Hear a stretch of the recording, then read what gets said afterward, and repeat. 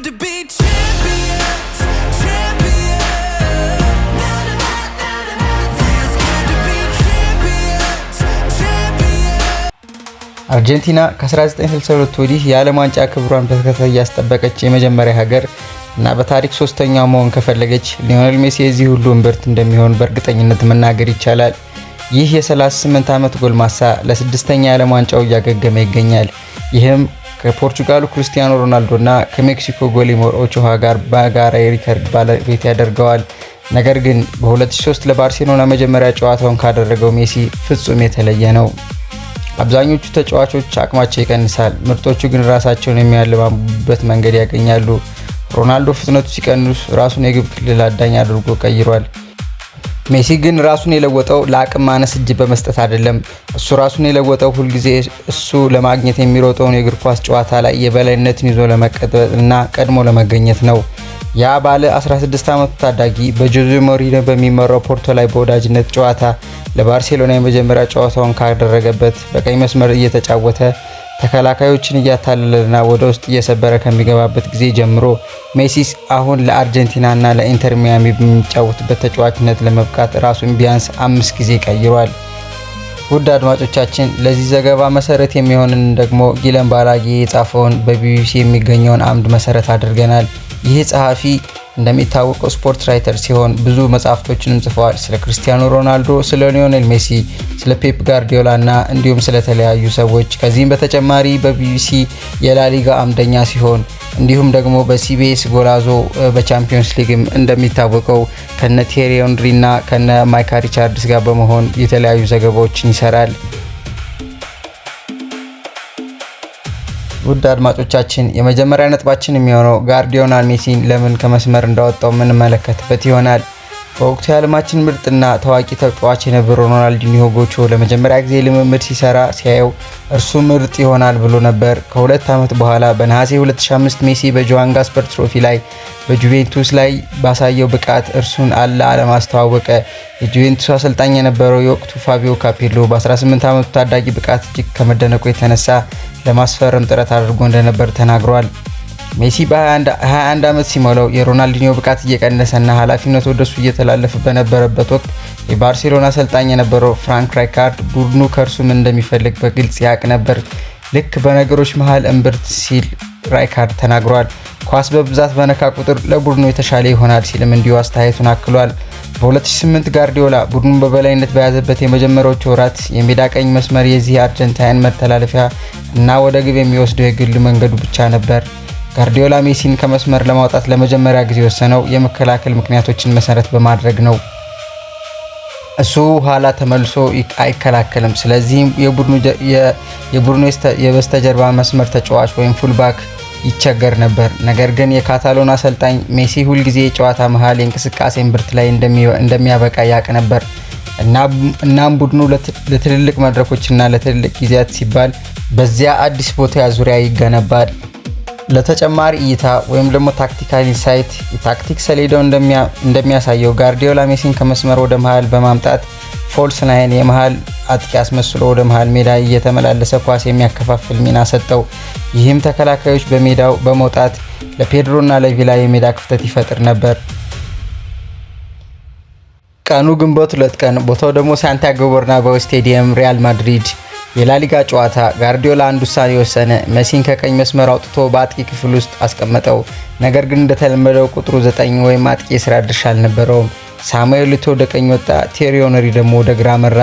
ለሜሲ ግን የተነገረው ወደ ኋላ ተመለስ፣ ኳስን ተቀበል፣ ወስን የሚል ነበር። ጨዋታው ሲጠናቀቅ ውጤቱ 6-2 ሆነ። ፎልስ ናይን እንደገና ተወለደ። አድማጮቻችን ፎልስ ናይን አዲስ ነገር አልነበረም።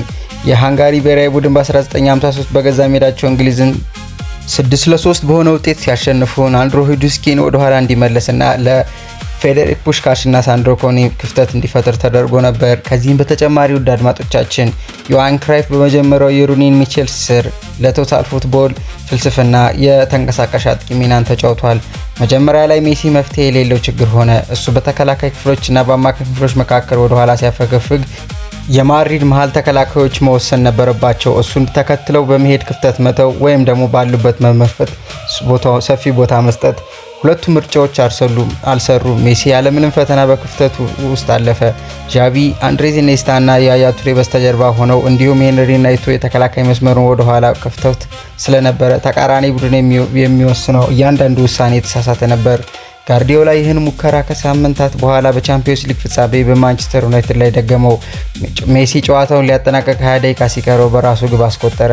በ2011 እና በ2013 መካከል ሜሲ በ69 የላሊጋ ጨዋታዎች 96 ግቦችን አስቆጠረ። በ2009 የተሰጠው የባሎን ዶር አሸናፊ ሽልማት ቋሚ ንብረቱ እየሆነ መጣ። በ2010፣ 2011፣ 2012 እና 2015 እና 2019 ጭምር ያሸነፈ ሲሆን በመጨረሻም 8 ሽልማቶችን አከማቸ። የመጀመሪያው የደረሰው በ22 ዓመቱ ነበር። በጣም የቅርብ ጊዜው ደግሞ በ36 ዓመቱ። ሜሲ በ2024 ለጋዜጠኛ ጃኦ ፓብሎ ሲናገር ታክቲክ ላይ ብዙም ትኩረት አልሰጥም ነበር ብሏል። ነገር ግን ከጋርዲዮላ ጋር እጅግ በጣም ብዙ ነገር ተምሬያለሁ። ቦታዎችንና ክፍት ቦታዎችን መረዳት፣ ኳስን ይዞ መቆየትና መጫወት በትክክል እንዴት እንደሚሰራ መረዳት ጀመርኩ። የሽግግር ወቅትና የአንድ ቡድን ሙሉ ሸክም። በ2015 ዣቪ ከባርሴሎና ሲለቅና ከ3 ዓመት በኋላ ኢኒየስታ ሲከተለው አንድ ነገር ተቀየረ። ሜሲ ሁልጊዜ ወሳኝ ተጫዋች ነበር። አሁን ግን የቡድኑ ሙሉ ሞተር እንዲሆን ተጠየቀ። ለእርሱ እንደ ዋስትና መረብ የነበረው ኳስ እያንሸራሸሩ እሱ የሚደሰትበትን ክፍት የሜዳ ክፍል ይፈጥሩ የነበሩት ሰዎችን ያቀፈው የአማካኝ ክፍል ጠፋ። ለተወሰነ ጊዜ ሜሲ በተመሳሳይ ሰዓት ዣቪን፣ ኢኒየስታን እና ግብ አስቆጣሪው እንዲሆን ይጠበቅበት ነበር።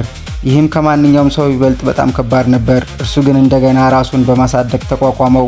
ግብ አስቆጣሪውና ቁጥሩ 10 የነበረው ፎልስ ናይን የነበረው ተጫዋች አሁን ደግሞ ሁለቱን አገናኝ ሆነ። ይበልጥ ወደ ኋላ የሚያፈገፍግ አሁን እርሱ አደራጁ፣ ጨዋታ የሚያስጀምረውና ብዙ ጊዜ ጨዋታውን የሚቋጨው ራሱ ሰው ሆነ። በሱ ስታስቲክ ውስጥ ለግብ የሚሆኑ ኳሶች ማመቻቸት ወይም ደግሞ አሲስት ከግቦች ጋር መፎካከር ጀመሩ። በ2019-20 የውድድር ዘመን በ33 የላሊጋ ጨዋታዎች 22 አሲስቶችና 25 ጎሎችን አስቆጠረ።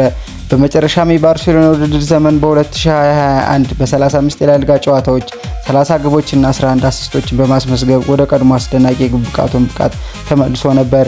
ነገር ግን በፓሪስ ሴን ጀርመን ያሳለፈው የመጀመሪያ የውድድር ዘመን ሽግግሩን ሙሉ በሙሉ አረጋገጠው። በሁሉም ውድድሮች በ34 ጨዋታ 11 ግቦችንና 15 አሲስቶችን ማድረግ ቻለ። በክለብ ደረጃ በታሪኩ ለመጀመሪያ ጊዜ ከግብ ይልቅ አሲስቱ በለጠ። አንድ የአርጀንቲና ተንታኝ እንዳብራራው ወደ ኢኒየስታነት የተቀየረ ግብ አስቆጣሪ ሲል አሞካሸው። የአምበልነት ሸክሙና ነፃነት ከታክቲክ እድገቱ ጎን ለጎን ለመፍታት ይበልጥ ረጅም ጊዜ የወሰደበት ሌላ ትዕይንት ታሪክ ነበር። ሜሲ ለአርጀንቲና ማን ነው የሚለው ጥያቄ እንደ አውሮፓውያን አቆጣጠር በነሐሴ ወር 2011 የቡድኑ አምበል ሆነ። ከዚያም ሽንፈቶች መጡ።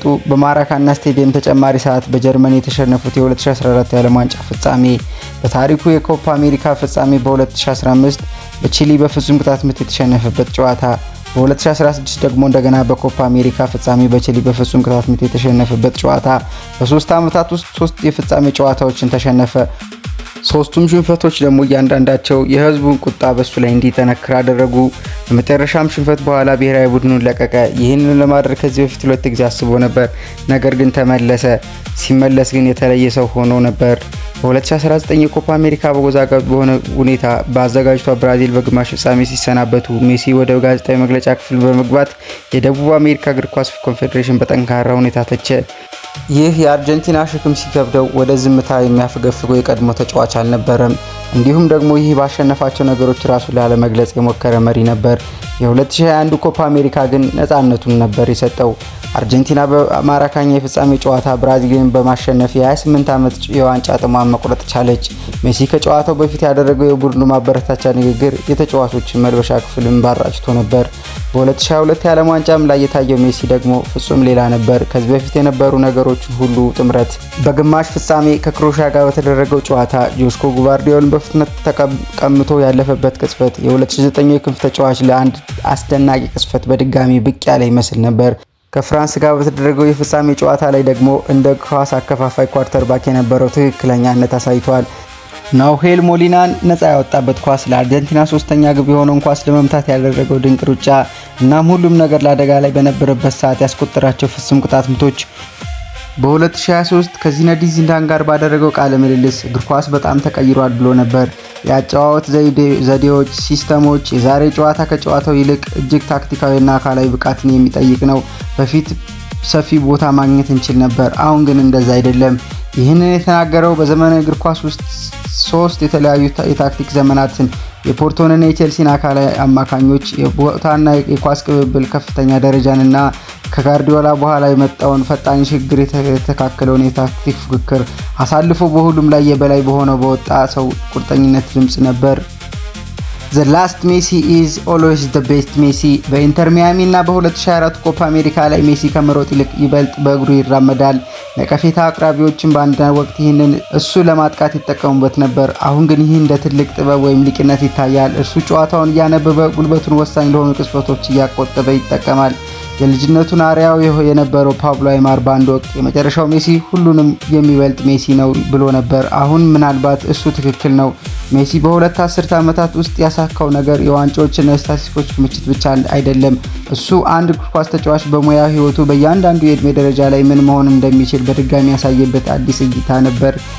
ካፔሎን ያስደመመው ያ በአፍላ ዕድሜ ክልል ውስጥ የነበረው የመስመር ተጫዋች የአውሮፓ እግር ኳስ የታክቲክ ካርታን በድጋሚ የሳለው ያ ፎልስ ናይን፣ ሌሎችን ታላቅ ማድረግ የተማረው ያ ኢንጊቼ አቀጣጣይ፣ በመጨረሻም ሀገሩ የምትፈልገውን አይነት ሰው መሆን የቻለው ያ መሪ፣ የዓለም ዋንጫ ያሸነፈው ቡድኑ የጨዋታ አከፋፋይ ወይም ኮርተርባክ።